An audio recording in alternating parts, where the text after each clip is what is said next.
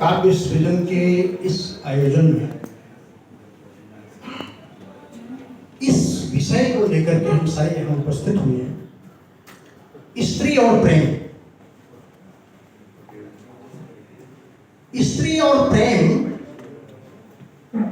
मैं इस पर अपनी बात रखूं इसके पहले मैं आदरणीय मंच को नमन करता हूं। आज की अध्यक्षता करते हुए अध्यक्ष डॉक्टर सागर त्रिपाठी जी को नमन करता हूँ, और बाबू भाई जी, महाराज जी, याज्ञिक जी, महाराज जी, मुकेश जी, योगेंद्र जी और अभी अभी आए आदरणीय, मैं सभी को नमन करता हूँ। और इस दर्शक दीर्घा में या सभागार में दर्शक में नहीं कह सकता, इस सारे इतने मनीषी और विद्वान हैं कि हर आदमी की परख रखते हैं कि आप क्या कह रहे हैं, आप क्या सुन रहे हैं, किसके विषय में बोल रहे हैं और क्या बोल रहे हैं। नीलिमा जी की एक धनक नीलिमा करके काव्य संग्रह आया था, जिसपे मेरी एक समीक्षा आई थी। मैंने श्रेयस्कर पत्रिका में उसको एक समीक्षात्मक लेख उसमें रखा था। और स्त्री और प्रेम पहली बार जब मैंने सुना तो मुझे एक आश्चर्य ये हुआ कि क्या स्त्री और प्रेम के बिना यह सृष्टि संभव है। क्या बात है, क्या बात है।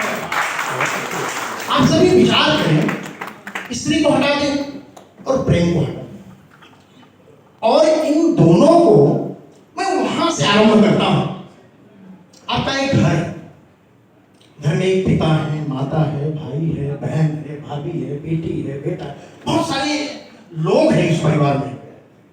उस परिवार का वातावरण कैसा है, उस वातावरण में जो विचार होता है, जो भाव होता है, जो खान पान होता है, उठना बैठना होता है, पढ़ना लिखना होता है, बहुत सारी चीजों को लेकर एक छोटे से बच्चे के मन में जो संस्कार, जो संस्कृति, आप एक तरह से उसके मन मस्तिष्क में गृह प्रवेश कराते हैं उसका, और तभी वह उन बातों को समझता है जो बाद में चलकर उन्हीं की कल्पनाओं में वह जीता है, उन्हीं की कल्पनाओं में वह मरता है, और उन्हीं की कल्पनाओं में रह करके अपनी जिंदगी का एक यथार्थ ढूंढने का प्रयास करता है।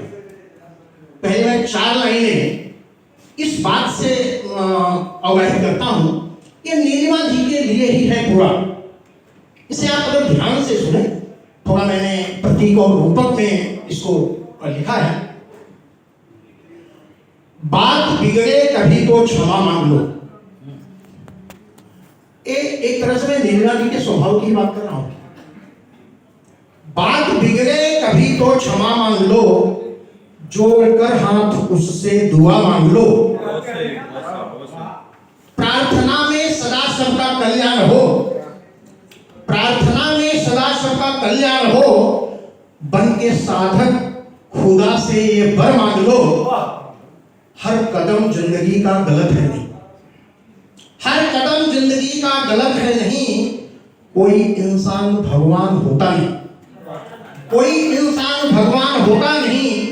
फिर भी गहरा जख्म इससे उतरे नहीं, फिर भी गहरा जख्म इससे उतरे नहीं। बन के शिव उससे उसका जहर मांग लो, बन के शिव उससे उसका जहर मांग लो। ये नीलिमा जी की बात है। दोस्तों, नीलिमा जी को जब मैं कभी पढ़ता हूं, कभी सुनता हूं और कभी कभी जब देखता हूं, तो कई बातें हमारे मन में एक ऐसा आघात और प्रहार करती है कि जैसे अंदर का हृदय जो छटपटाता है ना, मैं उस शब्द को कैसे व्याख्यायित करूं कि स्त्री और प्रेम जैसी एक रचना को यहां पर लाकर रख देना, और वो भी किन भावों को लेकर परिवार के उन भावों को लेकर के पहले मैंने एक छोटी सी रचना लिखी थी, उसी संदर्भ को लेकर के कि एक छोटी सी बच्ची आपके घर में पल रही है, आप उसके मन में एक संस्कार डालते हैं, बेटी पढ़ेगी, लिखेगी, बड़ी होगी, ये करेगी, वो करेगी, ऐसा करेगी, वैसा करेगी। ये आप केवल कहते नहीं हैं, उसको जीने के लिए मंत्र देते हैं कि आपके जीवन को आगे ले जाने का ये मंत्र है। लेकिन कभी आप कल्पना करें कि वह सक्षम ना हुई, परिवार सक्षम ना हुआ, तो सामने स्थिति बनती क्या है? एक दुर्ता। तब हमारी निगाह समाज के प्रति अपेक्षित हो जाती है, तब हम समाज की तरफ देखते हैं। यह मनोविज्ञान स्त्री और प्रेम में है। आप स्त्री और प्रेम का मतलब खाली इतना ना समझे, एक स्त्री है और एक प्रेम है। आप इसका मतलब अपने जीवन का दर्शन समझें। मैं आपको याद कराना चाहता हूं, यहाँ पे विद्वान लोग जमा है, जयशंकर प्रसाद की कामायनी। अक्सर भाई साहब से मेरी बड़ी चर्चा इस पर होती रहती है, थोड़ा संवाद भी होता रहता है, लेकिन उसके जो 3 मूल तत्व हैं, मन, बुद्धि और हृदय,